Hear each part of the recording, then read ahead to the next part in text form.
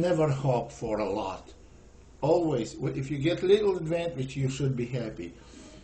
And the most common move, and I think one of the best moves, is Queen B6, and after knight takes C6, B takes C, but then white should go Queen D2. And it's also interesting, black can go E6, E3, and white wants to finish development and put the knight on A4. And some moves like knight E4, knight takes E4, DE, should be met by A3, because bishop B4 threat. So position is, at best, white will get some little advantage. Well, that's not really dangerous continuation for black. So black can play here on knight e5, bishop d7, and queen b6. But let's go with the bishop f5 move. That's an interesting, one interesting variation I want to attract your attention to. E3, E6. That's how this opening was played for many, many years. Well, when Botvinnik was alive, he played bishop b5 and was going bishop b4, and practically symmetrical positions. I don't want to go through this, where white was getting some little advantage, and Botvinnik actually won a few games playing this variation. So then after bishop b5, they came up with knight d7 move. And theory was known, in theory, that this is the best move. And then on queen a4, rook c8, and white is attacking. White can win now a pawn on a7. But this was known as very dangerous for white. And that's what I was working on, and actually I found some very interesting possibilities, but then my final evaluation is white has no advantage. The way it goes, after queen a4, bishop takes c6, rook takes c6, queen takes a7. Now white just won a pawn, and black has to be very, very precise to get compensation for it. Queen c8 move.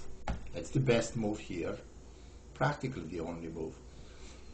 Queen c8 with a double threat.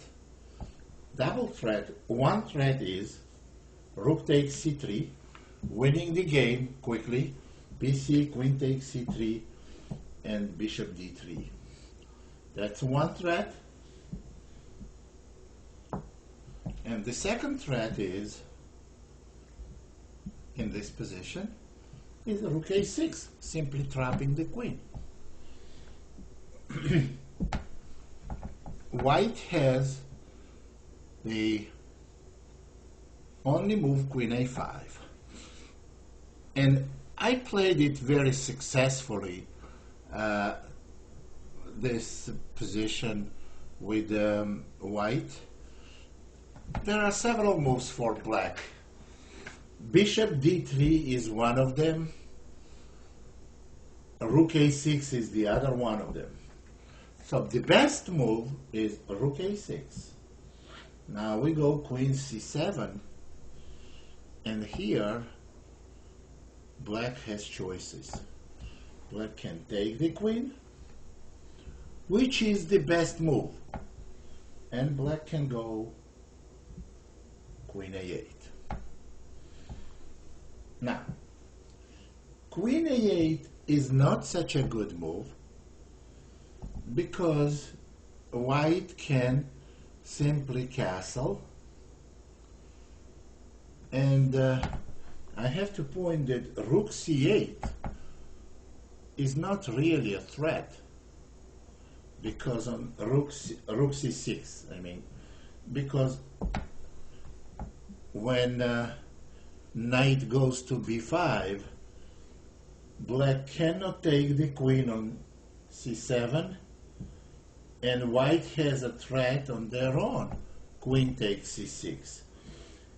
So this is, queen a8 is not the best move, but we will analyze queen c8. For now, let me show you quickly the best move. The best move is, amazingly, after losing a pawn, rather than try to capture the bishop, the queen, black exchanges the queens and goes rook c6. Now, when white retreats the bishop to f4 or g3, then bishop a3, which leads to approximate equality. White should take here on a3, black takes on c3, and after bishop d6, this extra pawn, this doubled extra pawn, with opposite colors bishops on the board, is practically worthless. Now let's go back to the sharp variation that we didn't see yet. So in this position, as I already mentioned, queen takes c7, bishop takes c7, rook c6, and bishop e3 gives the black good chances for a draw, and its most probable result.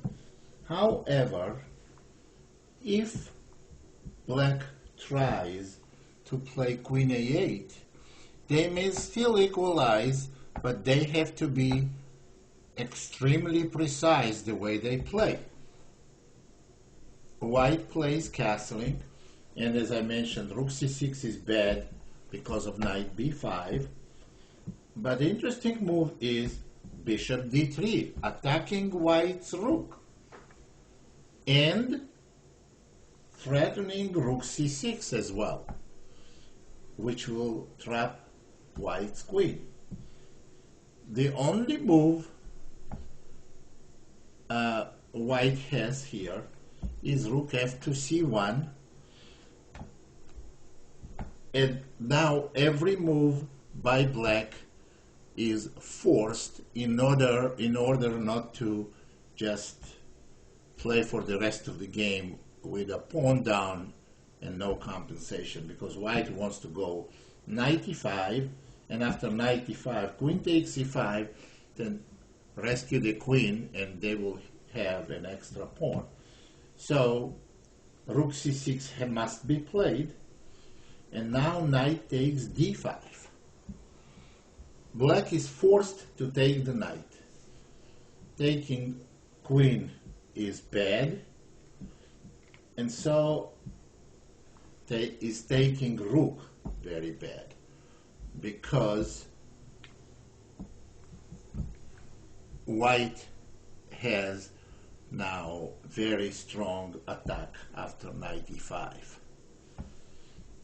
So the best move is to take the knight right away, and now rook takes c6, pawn takes c6, knight e5, the only move, knight takes e5, attacking bishop and knight, and if bishop f5, then knight takes c6 is very unpleasant for black. Knight takes e5, queen takes e5, check, and the best move is bishop e7. I analyzed this position with Rybka actually even before Rybka was even born, and I thought it was close to equal, maybe tiny bit of an edge for white, but it's very close to equal. Bishop e7 has to be played. King d7 is bad because queen check, and after king e8, rook c1. White has very, very strong position. And bishop b5, I think you can play b3, preparing a4, and taking this pawn may be very, very dangerous after rook takes c6. Well, in this position, the best play for black is bishop e7, queen takes g7, rook f8, and Ripka evaluates this position as approximately equal. White has full compensation, material compensation for a bishop in the form of 3 pawns, but 3 pawns white has, they are all scattered all over the board. One is on queen side, one is on king side, and one is in the center, so they don't have real pass pawns. However, black's position, king's position, is not safe. So total evaluation, well, no games were played with it, but total evaluation is approximate equality. And that's where we should stand. We'll leave it. One other sharp continuation. Well, actually, it's not sharp. It's questionable for black, but black does have this option. In this position, when white played just now queen a5 to rescue the queen, they can go bishop d3 right away. So not to let white castle and then continue hunting for a queen. But then white will go rook d1, and after bishop c4 or possible b6, we can go queen a4, and as you can see, rook takes c3 now is not going to work. There is knight on f3, is not going to work. So black is going to play bishop c4. White cannot castle, but black has no threats and white has an extra pawn. They have questionable compensation, and that's not the position you want to play for black. So with the best play in 2 cases, black has good chances to equalize, and I think the safest way is rook a5, and on queen c7 to take, bishop takes, rook c6, bishop g3, and bishop a3. This will give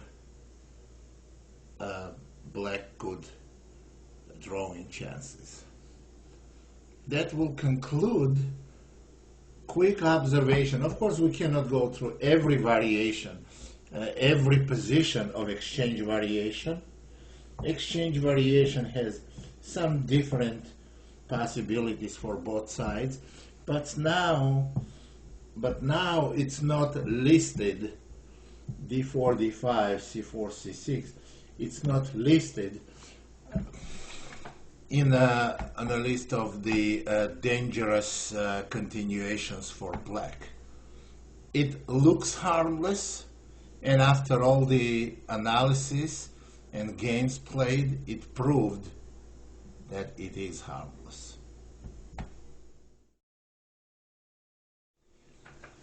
Now let's look for some interesting games played with the variations we just discussed on a highest level. First game I want to bring you is very unique because just to show you how unexplored, how much analysis and how many how much effort was put by many top players, and still how much of an unexplored territory there, and how much potentials we have in these openings. This game was played between Kramnik and Van Wely. Neither name needs introduction. So here, Kramnik after d5, here I'm going to tell you what I mean by knight f3, knight f6, e3, e6, bishop d3, knight bd7, b3. Now, b3 in this position in the Slav can be played in many different variations. For example, you may play knight c3 and after knight bd7, b3, but then best move for black is bishop b4, and white has difficulties playing bishop b2 because that's going to be very unpleasant pin that will require rook to protect, and black may simply take the pawn on a2, and rook a1 is not good because after queen takes b2, white loses. So if you want to play this variation, it has to be played on bishop b4, bishop d2, and that's not the piece, that's not the position for the bishop you want, especially after you play b3. So let's go back to the Kramnik's game, which was played bishop d3, knight bd7, b3, b6, castle, bishop b7, and bishop b2. And that's what I was talking about when I said how much unexplored territory there and how many potentials. This looks like, normally, if I saw this game, I would say, and so is most of the players, experienced players, they would say, well, that looks like game is heading to a draw, symmetrical development of the pieces. Later on, pawn's center will be exchanged and draw will be. Well, this was a little different, a lot complex game, not necessarily with a serious advantage for white, but you see how many potentials are there. So, after bishop b2, bishop e7, knight c3, castle, queen c2, rook c8, rook a d1. Both sides they play improved position of their pieces play on their half of the board. So rook a d1, queen c7, and here knight to e5. After knight e5, h6 was played. Obviously taking this pawn is not a good idea because of knight takes d5. And white will have an advantage after queen d6, either by taking bishops and having two bishops, or actually in this case they can simply win the game by knight takes f6 followed by bishop takes h7. So pawn cannot be taken. So in this position, Van Wely simply played h6.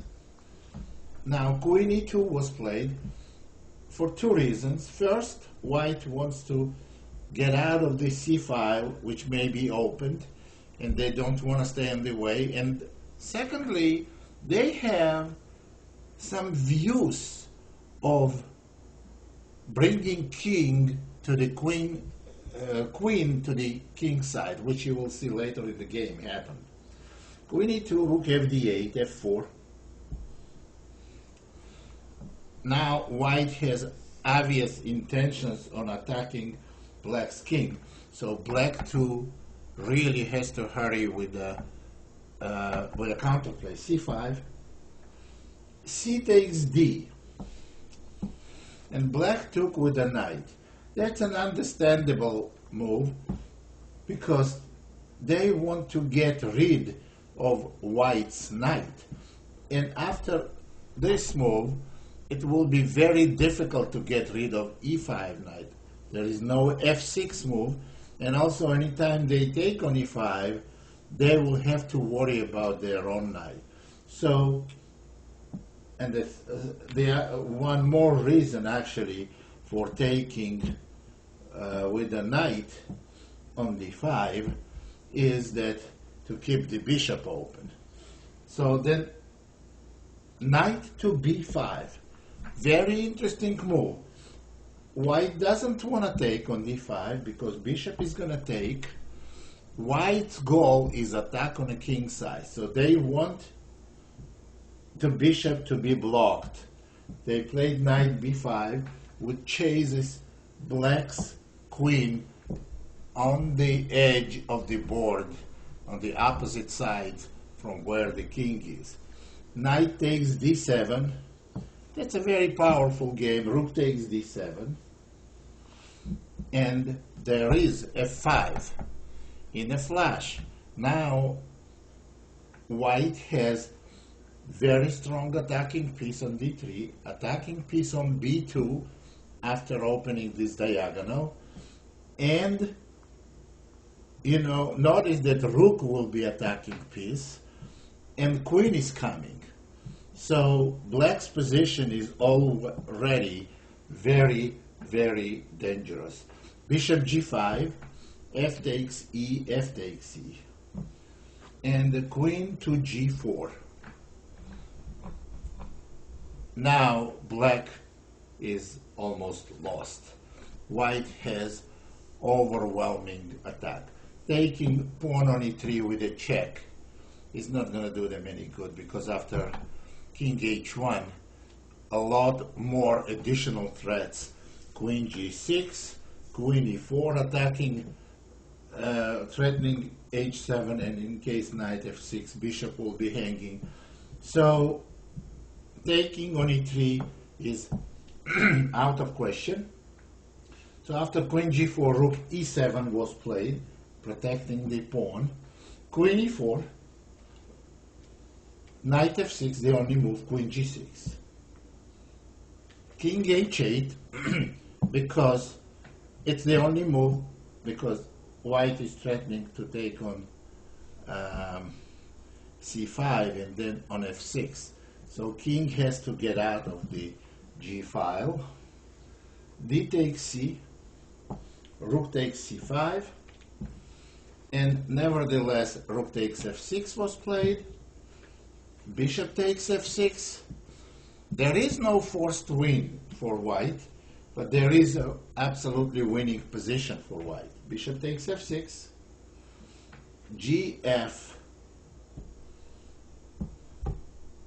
queen takes f6, rook is hanging, rook has to play to go to g7, queen takes h6, only move king g8, queen takes e6, king h8, queen h6, king g8. Now, g2 pawn is hanging. There is no time for bishop c4 because rook is going to take and then black will take on g2. But after e4, black is shutting, white is shutting black b7 bishop. They have 3 pawns for exchange and exposed black's king. White is absolutely winning. a6, knight d6. Knight is coming to f5. Taking this knight is not good because it's protected. So after knight d6, b5, queen e6 check, king h8. Actually here white has variety of winning continuations. Knight f7, king g8, knight g5, king h8, queen h6, king g8, queen e6. They repeated the move in a time pressure. That's what they do. And here knight e6 was played. After rook h7, There is a quick win after queen g6 check, king h8, e5. You see the rook is hanging, and going away is not going to help. Black simply resigned in this position. Very powerful game. At the same time, it's very straightforward, and there is no really powerful moves or complicated strategy. Its idea was to open all bishops on the king's side, and it was very straightforward, and at the same time is very powerful game.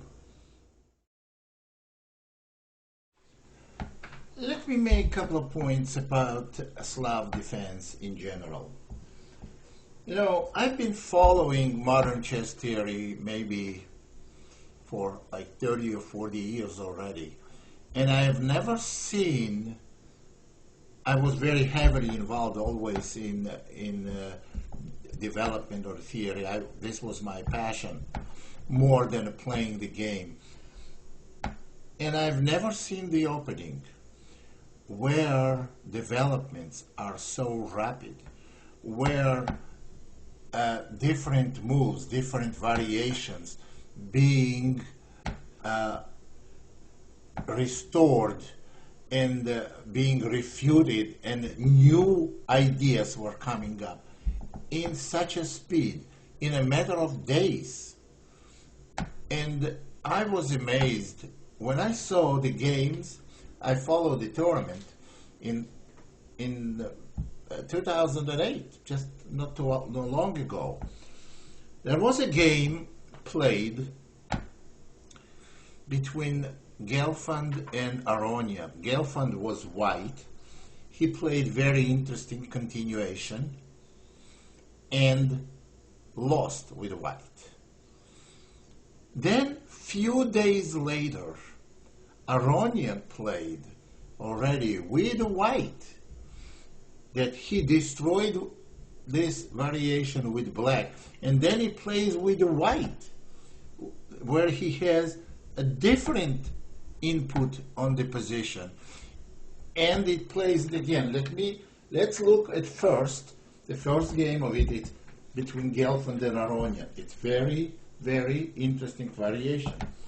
c4, c6, knight f3, knight f6, e3, a6, knight c3, b5, c5, knight bd7, bishop d3, e5. We looked at it in a theoretical part of the DVD, and where I suggested knight takes e5, knight takes e5, d takes e, knight g4, and f4. After f4, bishop takes c5, queen f3, queen b6 attacking, king e2 was played by Gelfand. Knight h6, h3, knight f5, g4, and knight e7. That had to be played because black cannot just leave knight on h6 and allow white to play g4. Knight f5, g4, knight e7. Gelfand played bishop d2,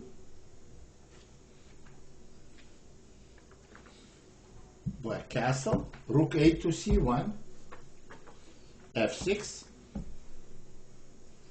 e takes f, rook takes f6, and now black wants to develop the pieces, and then king on e2 may not be comfortable, so white plays e4, bishop d4, e takes d, c takes d, and king d1. Of course, taking on d5 is not going to be good, because black can simply take And when white takes with a queen with a check, they don't win the rook on a8 because there is a rook e6 check, very strong, followed by bishop b7, and white is going to be in a lot of trouble. So obviously, on that level, you cannot see mistakes like this. And after ED-CD, king goes to d1, then rook to f7, rook e1, bishop b7, queen e2, knight g6, and black has very good position. Bishop takes g6, hg, queen e6, rook d8. Well, with the king in the center, white wants to exchange queens. Rook e7, rook e6, bishop a7. Very powerful d-pawn and very strong two bishops. After knight e2, d4, knight g3, d3. Position is very bad for white, and white lost this game. But then it looked, and it was commented by the tournament commentators and other GMs. So the idea of king e2 didn't work because white does have very strong central pawns, but still king in its center was the drawback of this variation, and it was discarded. But few days later, Aronian plays with white already. Remember, he just won the game with black. With white. And d4, d5, c4, c6. Knight f3, knight f6, e3, a6, knight c3, b5, c5, knight bd7, bishop d3, e5. We're arriving to the same position. Knight takes e5, knight takes e5, d takes e, queen g4, f4, bishop takes c5, queen f3, queen b6, king e2, and knight h6. h3, knight f5, g4, knight e7. Every move an exact position from the game that Aronian won with black. Now he plays it in with white. Of course, he was well prepared for it, and we have to expect some innovation. And there it is. In this position, white plays rook to b1. Rook to b1 with a very obvious and bold threat of b4 winning the bishop. But a5 was played, and now e4. So white is trying to push their pawn center before black castles and stabilizes its position, its pieces. But white is not fully developed either. So that's what makes it so razor sharp. On e4, bishop b7 was played. Taking on e4 will not be good because knight takes e4. And the reason rook b1 was played, because in this position, after knight takes b4, maybe even bishop takes b4 or knight, there is some pawn on b5 that may be weak in some cases, like even queen takes e4. You cannot castle, and maybe threatening bishop takes b5. You see, the rook is hanging. Anyway, rook b1 in this position is not waste of time because it creates immediate threat, and black has to lose tempo as well. So after rook b1 a5, e4, bishop b7 was played. And here white goes immediately f5 before black consolidates. Bishop d4, e takes d, bishop takes e5. Now bishop e3, white keeps developing. White is ahead in development, but they have one piece on the board that is not developed properly. It's the king. So, but still, they are ahead in development. Bishop e3, queen c7, rook b to c1. Now you see why rook b1 was important move. b5 pawn is weak. b4, d takes c. Bishop takes, knight e4. Rook d8, f6. Taking on f6 will not be good because knight will take, and now king f8 will be mate in one move. And on bishop takes, queen takes. Bishop on c6 is vulnerable. Rook is hanging. It's bad position for black. So after f6, knight d5, rook takes c6. It was very powerful game. Queen takes c6, rook c1, queen d7, and knight d6 check. And after knight d6 check, queen takes d6, and now black is lost. So bishop takes d6 is not much better because fg is very strong, but what is even better is queen takes d5, threatening bishop b5, winning the queen, and if black castles, queen g5 simply is a forced mate. Attacking g7, and on g6, queen h6. So queen takes d6 is losing, and so is bishop takes d6.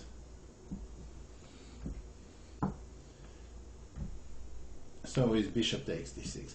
Well, after rook c1, the only move for black was queen b7, although white still has good position. So let's continue with the game. Knight d6, queen takes d6. Now bishop b5 move, check. Rook d7 will be mate in one move. And after king f8, bishop c5 wins queen. Knight f4 check, king f1, and king e1, gf, bishop takes d6, rook takes d6. There is not enough compensation for black. Rook takes h8, king takes h8, queen b7, and white won shortly. Very powerful both games. How theory changes. There is new variation was born practically during the tournament, and immediately, few days later, it was completely revised during the tournament. That's how dynamic and that's how interesting this opening may be, and how many unexplored, how much unexplored territory is there, and how much more to work. This is something for you to get, where you can get your own variation that you can work out and play unexpectedly against your opponent. I know if I was playing in the tournaments, I would have done it this way. It's a good working material. You learn a lot from working on it, from studying, and you're going to have yourself great opening as well. Overall, after careful evaluation of this particular variation for white and for of this particular variation in general, Ripke doesn't think white has anything big, but there's very dynamic games, and this is one of the best ways I know you can learn chess and have yourself good opening, as I already mentioned. Let's look at one more game, which is, I think, very critical for this variation. c4, c6, knight f3, knight f6, knight c3, a6, e3, b5, c5, knight d7, bishop d3. This game also, Aronian is white versus Movsesian, another very strong grandmaster. e5, knight takes e5, knight takes e5, d takes e. But here, you see, everybody played knight g4, and that's how we got all the sharp positions. But knight d7 was played. And now e6 by white.